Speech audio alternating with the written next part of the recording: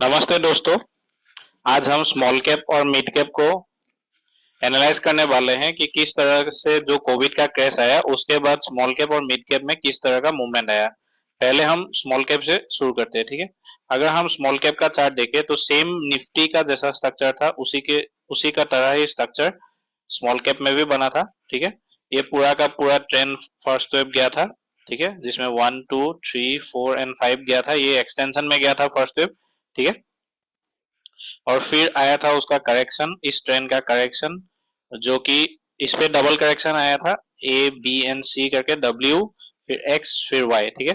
Double correction बना था, लेकिन अगर हम हायर टाइम फ्रेम में देखें तो हायर टाइम फ्रेम में ये पूरा A B C that is flat correction बना था, यानी कि टाइम वाइज करेक्शन इस पे कंप्लीट हुआ था, ठीक है। टाइम वाइज करेक्शन इस पे कंप्लीट हुआ था और फिर उसका चालू हुआ था वेव थर्ड। अभी जो वेव थर्ड था उसका, तो अभी हम अगर देखें तो इसका वेव थर्ड अभी भी चालू है, ठीक है। इंटरनली अगर हम इसको एनालाइज करें तो हमको ये पता चलता है कि इसका वेव वन, फिर सेकेंड, फिर इसका वेव थर्ड, फिर इसका वेव फोर्थ, अभी वेव फिफ्थ में हम लोग है, यानी कि final stage of wave third, ठीक है। वहां पे हम लोग अभी एट प्रेजेंट है। तो अभी हम अगर देखें तो एनालाइज करें तो हमको ये पता चलता है कि ये जो मूवमेंट गया है, ये जो मूवमेंट इसका गया है, ये पूरा ट्रेंड अभी खत्म होने को है, क्योंकि इसका जो ये मूवमेंट अभी चल रहा है ये डेंजर जोन के आसपास चला गया है, डेंजर जोन के आसपास चला गया है, ठीक है। अभी अगर हम इसको, इसका रेजिस्टेंस पॉइंट और इसका टाइम एनालिसिस अगर हम करें तो इसका टाइम एनालिसिस करने से हमको ये पता चलता है कि इसका जो रेजिस्टेंस लेवल निकल के आ रहा है, रेजिस्टेंस हम पहले ढूंढ लेते हैं। तो रेजिस्टेंस लेवल जो एनालिसिस करने के बाद निकल के आ रहा है स्मॉल कैप में, वो है पहला रेजिस्टेंस 19,511 एंड 19,000 19,485, यानी कि ये रेंज पे। एंड सेकेंड जो इसका रेंज निकल के आ रहा है वो आ रहा है करीब करीब 19,891 से लेकर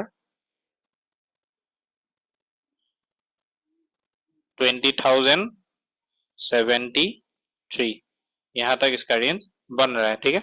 और इस पे ये जो है, इस पे दो थिंग है। दो ये है कि यहाँ पे प्राइस क्लस्टर भी हुआ है, और इस पे अगर हम देखें तो इस पे सेंटिमेंटल सेंटिमेंटल वैल्यू भी है। ये एक सेंटिमेंटल वैल्यू भी है, ठीक है। ये प्राइस क्लस्टर तो है ही, उसके बाद ये सेंटिमेंटल वैल्यू भी है 20,000, ठीक है। तो इसका मेन रेजिस्टेंस पॉइंट यहाँ पे ये निकल के आता है, आप इसको मार्क कर सकते हैं, ठीक है। अगर हम टाइम एनालिसिस करें तो इसका टाइम एनालिसिस जो हम करते हैं, तो टाइम एनालिसिस करने पर इसका जो डेट निकल के आ रहा है वो करीब करीब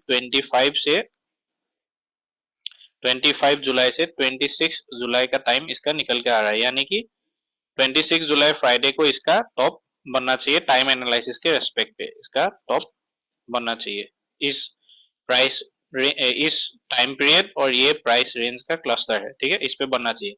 और अगर ये प्राइस इस टाइम पीरियड को ब्रेक करके और क्लस्टर को ब्रेक करके भी अगर ऊपर जाए तो वो पूरा का पूरा स्ट्रेंथ इस पे लैग करेगा, पूरा का पूरा स्ट्रेंथ स्मॉल कैप पे लैग करेगा, और इसका नीचे आने का चांसेस बहुत ही ज्यादा हो जाएगा। और फिर ये खत्म होने के बाद इसका वेव फोर्थ चलेगा, जो कि प्राइस वाइज आएगा, यानी कि ये फास्ट होगा, और इसमें स्मॉल कैप मिड कैप दोनों स्टॉक अच्छी तरह से गिरेंगे।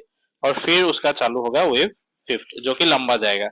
वेव फिफ्थ इसका लंबा जाएगा, ठीक है, इसका वेव फिफ्थ लंबा जाएगा। अगर हम, पहले इसको मैं रिमूव कर देता हूँ सब ड्राइंग को। अगर हम इसको एनालाइज करें तो हम, मैंने पहले भी इसका इस पॉइंट पे, यानी कि वीकली के एनालिसिस पे मैंने इस पॉइंट पे आपको नोटिफाई कर दिया था पिछले वीडियो में, जो कि मैं आई बटन पे लिंक इसका दे रहा हूँ, आप एक बार देख लीजिएगा उसको। इस पॉइंट पे ही मैं आपको अलर्ट कर दिया था कि स्मॉल कैप अभी एक छोटा सा करेक्शन करने के लिए रेडी हो चुका है, जिसका करेक्शन पॉइंट यहाँ तक आ सकता है, ठीक है, इस रेंज तक आ सकता है। 14,000 का 15,000 के आसपास रेंज मैंने दिया था। तो आप एक बार देख सकते हैं वो वीडियो। इसी पॉइंट, इसी कैंडल के बाद ही मैंने बोल दिया था कि छोटा मोटा करेक्शन वो करने आ रहा है और फिर उसका चालू होगा लास्ट मूव, ठीक है। और अभी वही लास्ट मूव चल रहा है। और उसके बाद एक बड़ा फॉल आने के लिए small cap, mid cap, Nifty, bank Nifty सब तैयार हो चुके हैं। पहले स्मॉल कैप और मिड कैप ही नीचे आएगा, फिर निफ्टी और बैंक निफ्टी नीचे आएगा। ठीक है, अभी ये पूरा एनालिसिस निफ्टी का था। अगर हम सेम थिंग अगर हम बैंक निफ्टी मिड कैप में देख ले, तो मिड कैप में देखने से हमको क्या पता चलता है, मिड कैप में देखने से हमको पता चलता है कि सेम वही प्रोसेस है, सेम वही प्रोसेस है। First wave, second wave, then third wave, fourth wave, fifth wave, ये वेव वन बन गया, इसका वेव वन। फिर ये वेव सेकेंड था जो कि इस पे निफ्टी का जैसा ही था मिड कैप में, W X Y X Z triple correction था। फिर ये पूरा लार्जर टाइम फ्रेम का ए बी सी था, यानी कि फ्लैट करेक्शन बना था लार्जर टाइम फ्रेम का। ठीक है, ये लार्जर टाइम फ्रेम का पूरा फ्लैट करेक्शन बना था। और फिर अभी जो मूवमेंट गया है ये पूरा का पूरा थर्ड वेव गया है, ये पूरा का पूरा थर्ड वेव गया है। ठीक है, ये पूरा थर्ड वेव गया है जो अभी कंप्लीट होने को आ रहा है। ठीक है, जो अभी कंप्लीट होने को आ रहा है।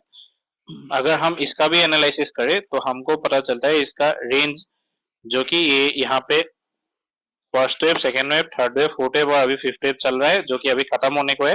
फिर इसका वेव फोर्थ चालू होगा। ठीक है, इसमें थर्ड कंप्लीट होगा, फिर वेव फोर्थ आएगा, क्योंकि ये जो जा रहा है ये इंटरनल थर्ड का है, इंटरनल थर्ड का रीडिंग है। ठीक है, ये पूरा का पूरा थर्ड का इंटरनल रीडिंग है। तो अभी अगर हम देखें तो ये जो डेली पे अगर हम इसको लेके जाए तो हमको पता चलेगा कि इसका जो वेव फिफ्थ अभी चल रहा है, इसका वेव फिफ्थ जो चल रहा है इसका रेंज यही के आसपास इसका निकल के आ रहा है। ठीक है, इसी के आसपास इसका रेजिस्टेंस निकल के आ रहा है। पहला रेजिस्टेंस जो मिड कैप में बना है, ये जो रेजिस्टेंस बना है वो बना है 60,050 का, एक 60,050 एंड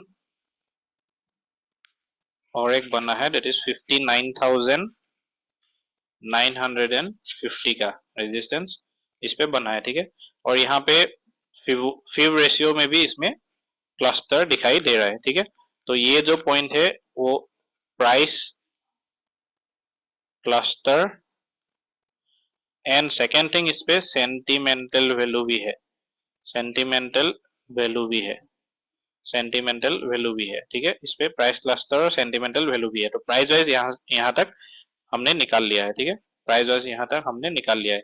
अगर हम अभी टाइम देखें तो सेम इसी का टाइम एनालिसिस पे भी इसका सेम टाइम आ रहा है, यानी कि 25 और 26। ठीक है, 25 एंड 26 इसका टाइम पीरियड निकल के आ रहा है, जिसमें इसका टॉप लगने का चांसेस बहुत ही ज्यादा है, टॉप लगने का चांसेस बहुत ही ज्यादा है।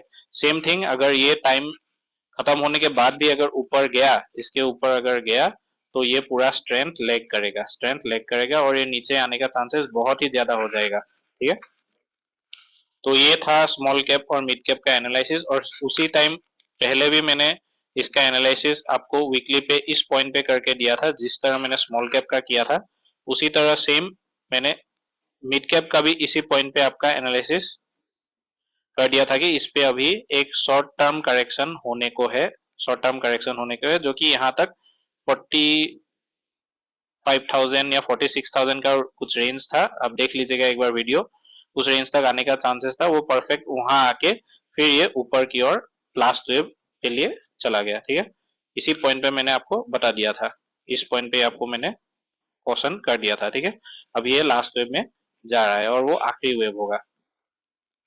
और ये जो आखिरी का वेव है, अभी हम लोग एट प्रेजेंट आखिरी के वेव में ही है, क्योंकि ये जो अभी जा रहा है ये पूरा का पूरा डेंजर जोन में है।